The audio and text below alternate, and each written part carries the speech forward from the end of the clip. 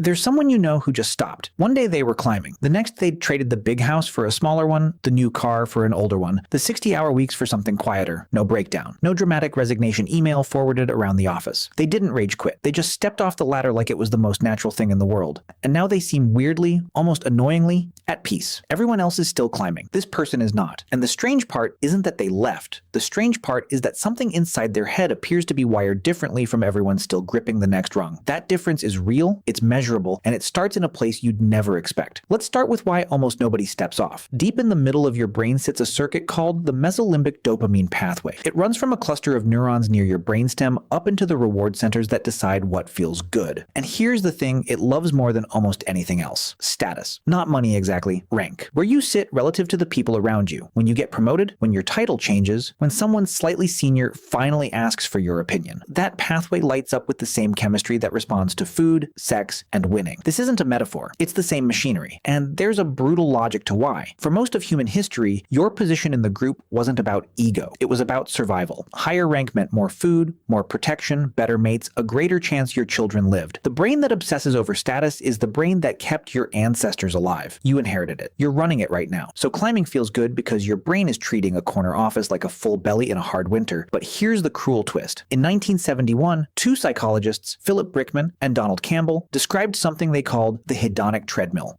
Their insight was devastatingly simple. You reach the goal, you feel the rush, and then your brain quietly absorbs the new level as your normal, resets to zero, and starts wanting the next thing. The raise that felt life-changing becomes your baseline salary in about a month. The promotion you fought for becomes the job you now resent. You are not climbing toward a finish line. There is no finish line. The line moves every single time you reach it. And it's worse than just wanting the next thing, because the reward you're chasing isn't even fixed to a number. It's fixed to the people around you. Your brain doesn't ask, is this enough? It asks, is this more than them? Give someone a raise. And the joy of it lasts right up until they learn a colleague got a bigger one. Then the raise becomes an insult. Same money, same house, same life. But the scoreboard moved, so the feeling curdled. Which means most people aren't chasing success at all. They're chasing a feeling that is chemically designed to evaporate. But something breaks the spell for some people. And it usually isn't a plan. It's a moment. Sometimes it's burnout. The slow kind, where you don't collapse dramatically, you just wake up one morning and realize you feel absolutely nothing about the thing that used to define you. Sometimes it's a health scare, a body sending a memo the mind kept ignoring. Sometimes it's sitting across from a parent near the end of their life, listening to them talk about what they wish they'd done, and hearing a preview of your own future regrets. For decades, we treated burnout as personal weakness, a stamina problem. Then Christina Maslach, a social psychologist at the University of California, Berkeley, did something genuinely pioneering. She studied it seriously, and she found burnout wasn't a character flaw at all. It was a predictable response to chronic workplace stress with three distinct parts: crushing exhaustion, a creeping cynicism toward your own work, and a collapsing sense that anything you do actually matters. She built the Maslach Burnout Inventory, still the most widely used measurement of burnout in the world, and her decades of work eventually pushed the World Health Organization in 2019 to officially recognize burnout as an occupational phenomenon. Something the job does to you, not something wrong with you. And notice what usually triggers the shift. It's almost never a spreadsheet. Nobody steps off the ladder because they ran the numbers and the numbers said stop. They step off because time suddenly stops being abstract. A diagnosis, a funeral, a parent's quiet list of regrets. In an instant, the future stops being infinite. And when the future has an edge, the cost of every wasted hour becomes something you can actually feel. That reframe matters more than it sounds. Because the moment you stop believing your exhaustion is a personal failing, you stop trying to fix it by climbing harder. And for the first time, a different question becomes thinkable.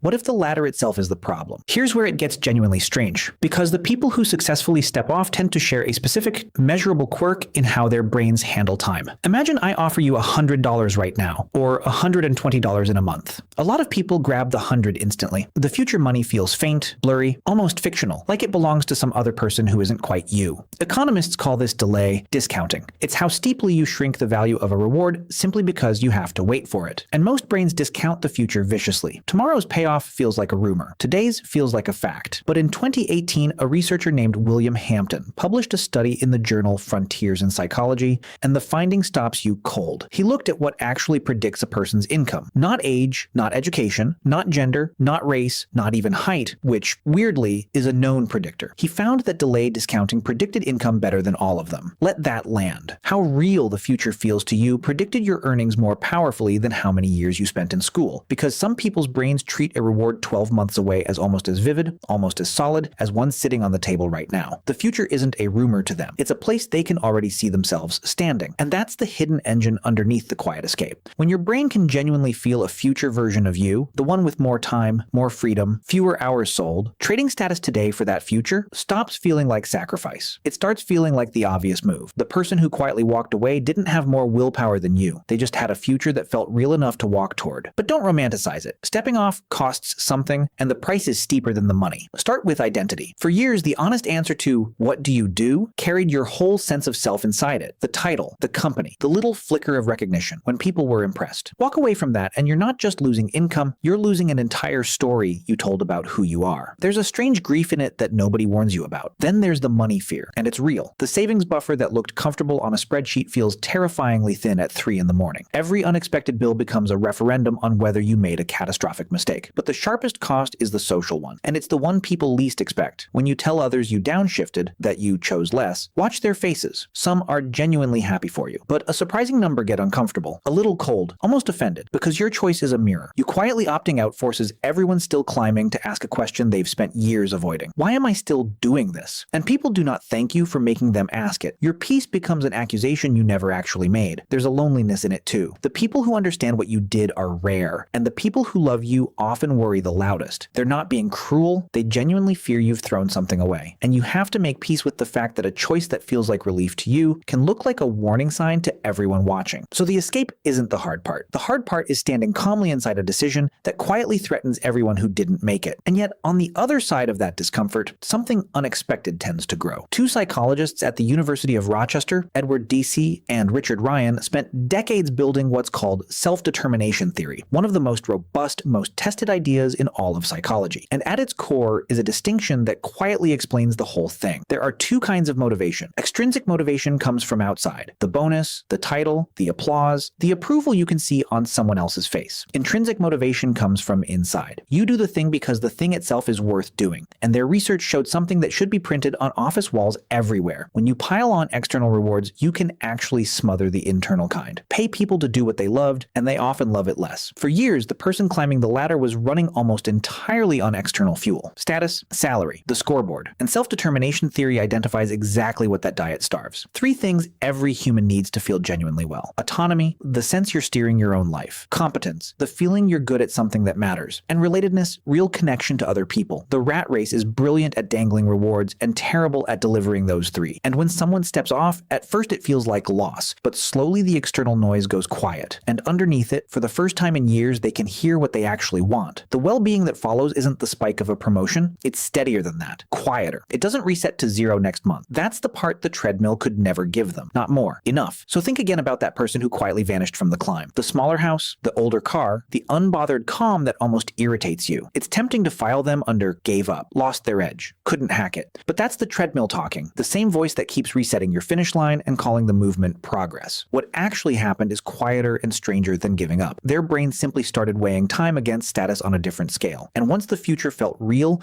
the maths changed. They didn't lose the race. They noticed it was a treadmill and stepped off. And the part of your brain that's already deciding whether they were brave or foolish, that part is still running, still climbing, still moving the line.